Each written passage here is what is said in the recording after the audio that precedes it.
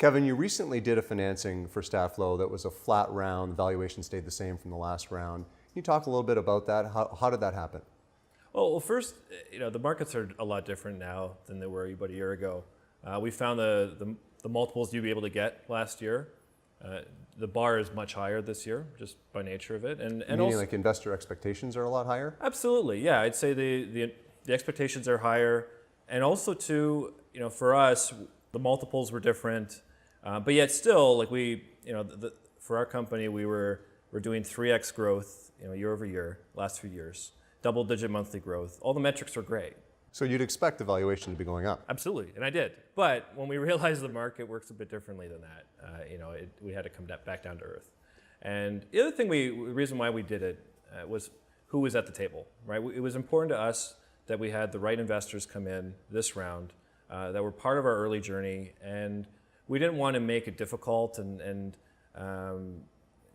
try and make the valuation too high, right, in order to price them out. That was something that was important to me, something that we made that decision. And another reason why we did it was all about execution. Every time you do a fundraising round, it takes time, it takes energy, and the best thing to increase shareholder value, in my opinion, is for me to help execute.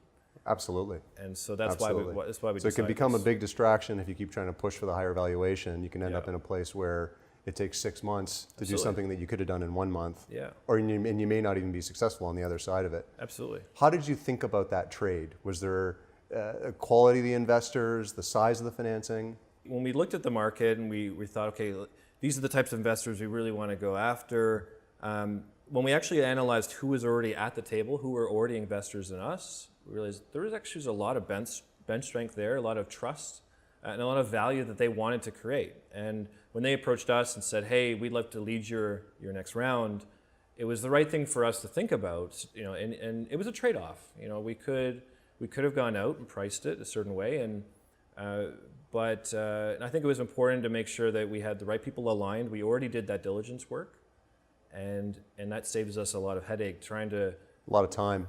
Yeah, absolutely, a lot of time.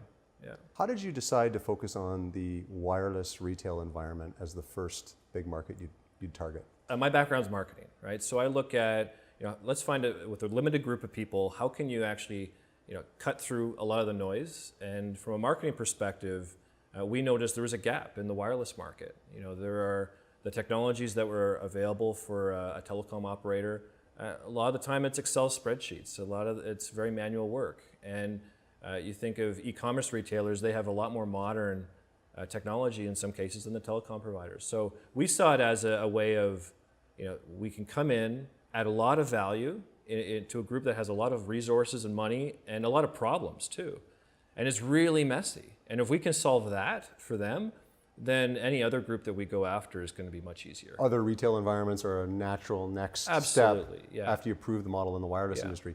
What type of results are you showing for a wireless operator? That's my background, and I've spent a lot of time poring over dealer and store metrics. Yeah. What kind of results are you showing? Well, we just did a pilot in December with a Canadian carrier, roll out end-to-end within 2.5 days.